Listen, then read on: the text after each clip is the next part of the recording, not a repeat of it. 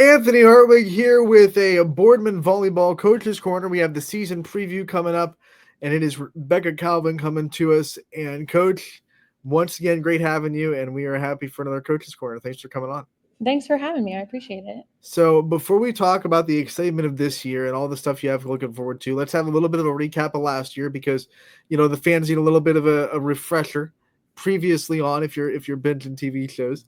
What out there? What do you take away from last year? What do you think returning players from the last year can take away from last year's experience?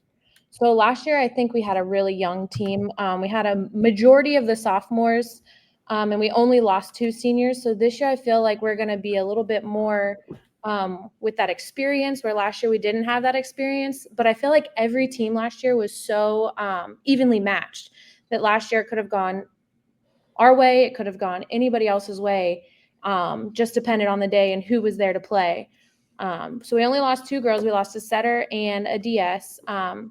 Sadie is stepping up. She's still our libero. We still have Ava Gaps in the middle. Still have Maya outside. Maisie's outside. Lily's our other middle.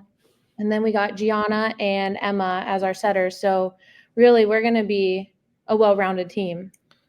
Now, you never shortchange losing a setter. It's almost like losing a quarterback in football. Yes. What kind of things have you seen from your new setters, like you said, so far in the summer that make you not too uncomfortable that you have a new spot there? Well, Emma Terleski, I'll just start with her. We call her Mama T.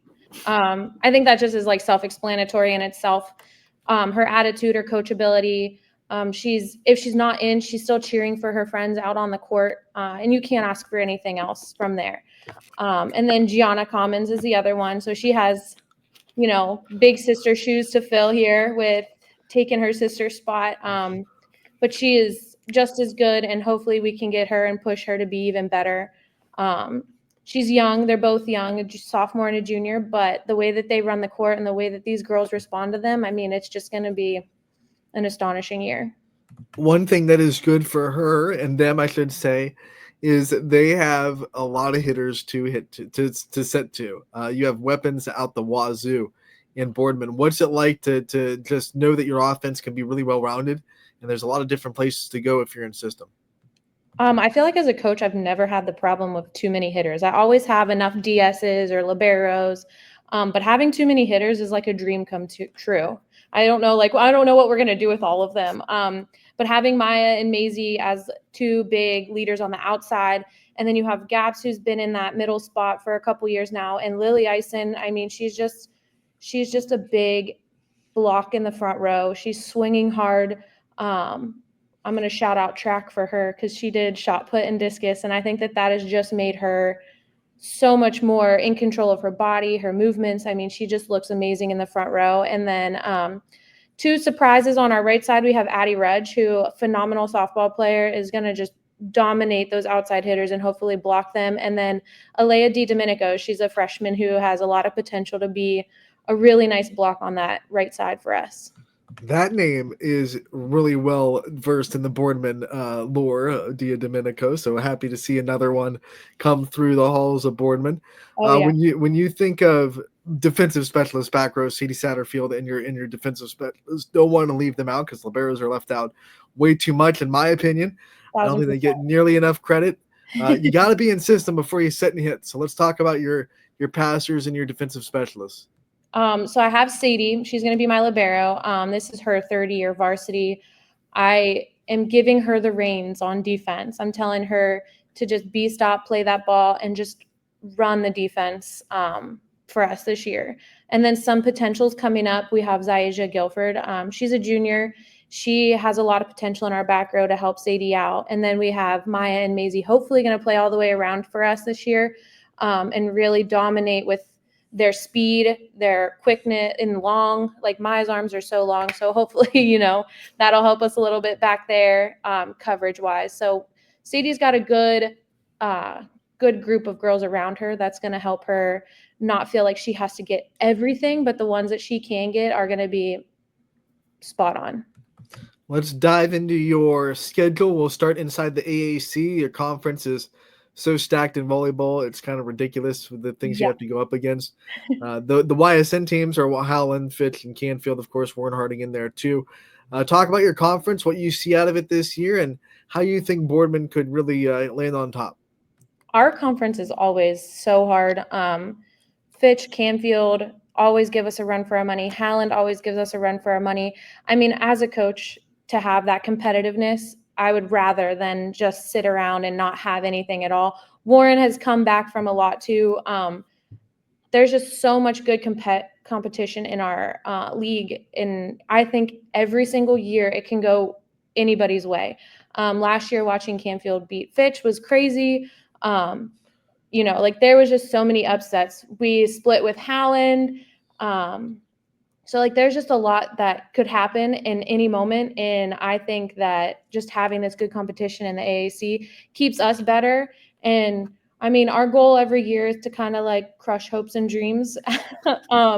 We always want to be number one, getting as close as we can. Taking a game from each team would be great this year, but we're going to strive to hopefully be that number one spot.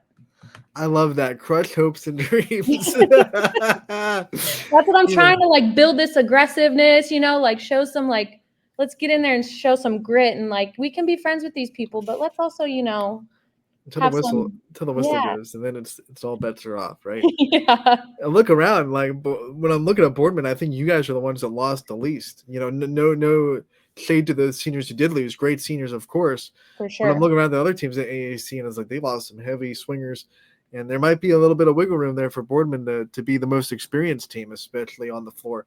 Doesn't mean anything. It's going to be a really good conference. We're excited for it. What about outside the conference? You have a lot of room with a small conference to go and build up your schedule.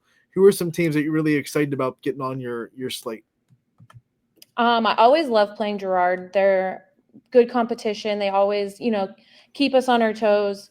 And they're always such a well-rounded team. I'm excited to play them. South Range is always fun to play.